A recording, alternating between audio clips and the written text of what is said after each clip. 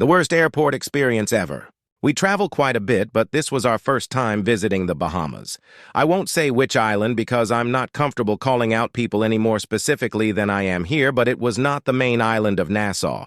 We had a decent week, but to go into the realities of this trip we will not be making again would require a separate post. This is my story. Time to travel home. Because it's such a small airport, we assumed we'd have plenty of time if we arrive no later than an hour before departure. We are always super early, but this airport is barely an airport. There's nowhere to sit while you wait, and it's hot without air conditioning. It's less like a terminal than a couple trailers linked together. We wanted to leave as little downtime before the flight as possible. After an hour and a half driving down the worst roads I've ever seen, we arrive. People are everywhere in haphazard lines. It's noisy and hot, and we have a lot of bags, 4 checked bags, 8 carry-ons, 2 each. I step out of the rental car, and a baggage guy appears in front of me before I can even close the car door. I tell him which flight we're on, and he grabs our 4 rolling suitcases and ushers me through the tight crowds toward the building. I look back at my family in time to see my daughter step out of the car and fall into a mud puddle. Wearing white sneakers, poor thing. My husband's looking around, I know, for someone who can tell us where we should leave the rental car. No one seems to know that I'm being led rather urgently into the building. My heartbeat is steadily gaining speed.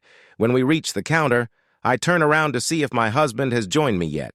He hasn't, but my daughter and her boyfriend are here. The woman at the counter asks for our passports, and having glanced through them, proceeds to tell me, "Ma'am, we cannot board you. The doors have closed." Heart now at a hard gallop, I try to breathe calmly. "What time is it?" I check my watch. 10:15. We are exactly an hour early. I look up at the customer service agent, confused. "But our flight doesn't leave until 11:15. "I'm sorry, ma'am, but we closed the door an hour prior." This can't be right. Doesn't even make sense. But we're in an extremely crowded airport in another country. My nerves are buzzing now. At least my husband is finally here, standing quietly behind me, incredibly calm. He doesn't know what's going on yet. "I'm sorry," I tell the agent. "I really didn't know. I've never heard of that Polly—" She cuts me off with a scolding sideways glance. "Yes, you do, ma'am. You do know. You travel all the time, and you do know." WTF? I don't know.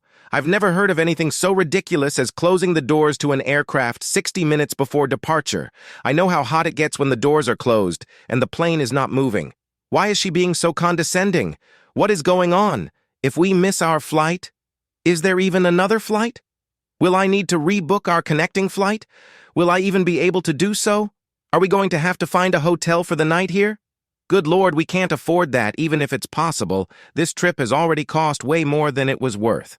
Don't get me wrong, we have a lot of cool memories and the scrapbook will be beautiful, but we ended up spending much more money than we thought we would, and we would have expected more in return. If we get out of here, will we need a hotel in Fort Lauderdale? That would at least be more affordable, but that means getting home Sunday, leaving no time to recuperate before work on Monday. But all I say is, what are our options? Don't cry, don't cry. Just breathe. We can get you on the next flight at 1 p.m., but there may not be room for your bags. Why don't you start putting them on the scale? This is what happens, ma'am, when you arrive late to the airport. We're not late. I don't understand what is going on, and I'm definitely about to cry. My husband nods at me in husband speak, telling me to stay calm and just do what they are telling me to do, even though I have no idea what the hell is happening. Okay, maybe I'm not going to cry. I appreciate my husband's ability to remain a very calm and unfazed example. We'll figure this out. Here are your boarding passes. I'm so flustered. I can't figure out how to stuff the pieces of paper she handed me into my bag.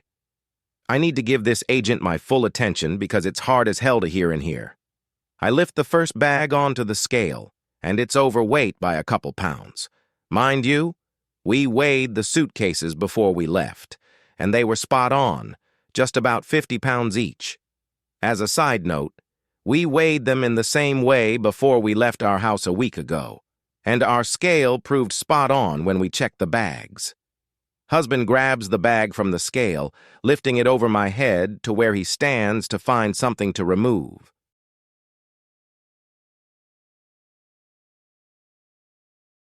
Second bag is overweight by 5 pounds. The agent says, "Do you want to just pay for an overweight bag? Instead of taking off the 5 pounds, it'll be easier. You know what the rules are. You should come prepared. This is what happens when you aren't prepared." Now she's scolding me and trying to get us to pay more money?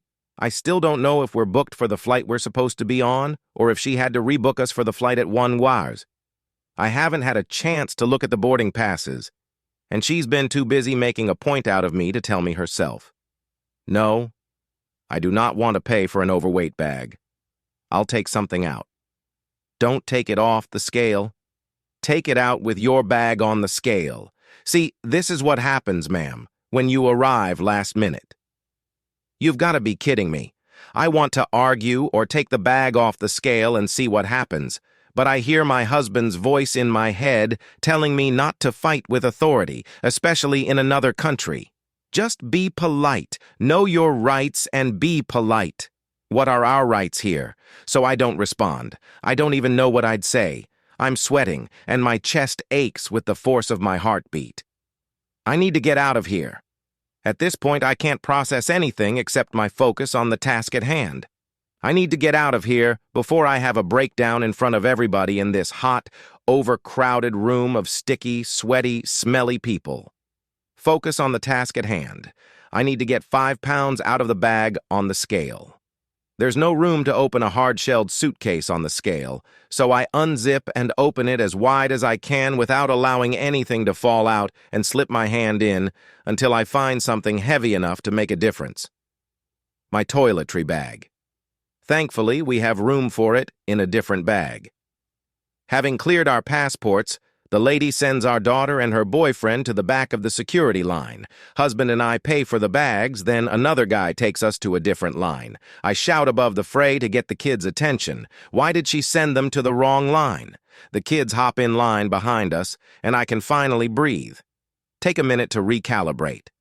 I'm drenched in sweat, my hands are shaking, but I breathe deeply and look at the boarding pass. Take off at 11:15. Boarding time, 10:45. Oh, thank God. We're on our original flight. Oh, thank God. Okay. I can breathe. I'm not going to cry. Thank God we're going home. Wait a minute. That customer service agent, she just played with me. She completely lied to me, spinning me into a panic about missing flights and the cost of shipping our bags home. The crowds and the noise alone would have raised my blood pressure, but that lady decided to make it worse by completely playing with me, even going as far as to pretend to put us on another flight, scaring me into the idea that our bags may not be on the plane with us, and not telling us what the hell is going on before shoving the kids into the back of a line for a different flight than the one we're even on. This can't be happening.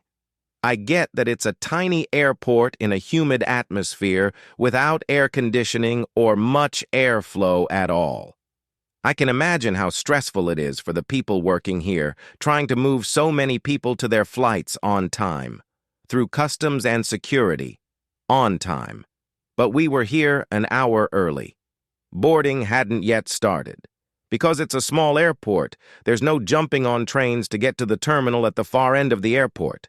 There were people behind us in the line for security, for Christ's sake. Eventually, we made it to the plane. We were given a couple small bottles of water by the flight attendant. My heart resumed normal speed, and my hands stopped shaking. But we will not be revisiting the island. In fact, we won't be revisiting the Bahamas. The cost on the less populated and less commercial islands are way too expensive, and the crowds on Nassau are too much. The service on this island was terrible all week, and the experience at the airport was a slap in the face to a subpar experience. The gate agent assumed me one of the rich white ladies who visit the tropics on her husband or father's dime and stay for months.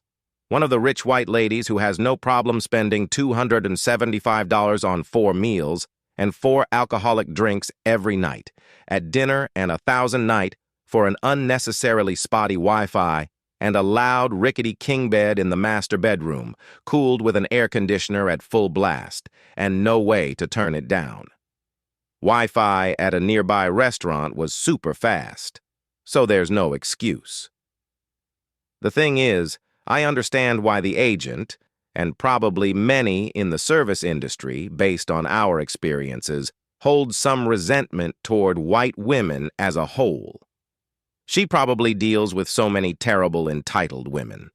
Many of those women probably treat her like less than.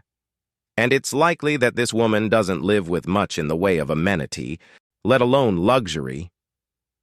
I really do feel her pain and frustration, and I wish I was able to help in some way. But we weren't late, and I didn't give her an attitude. Reined myself in before I could. It's unreal.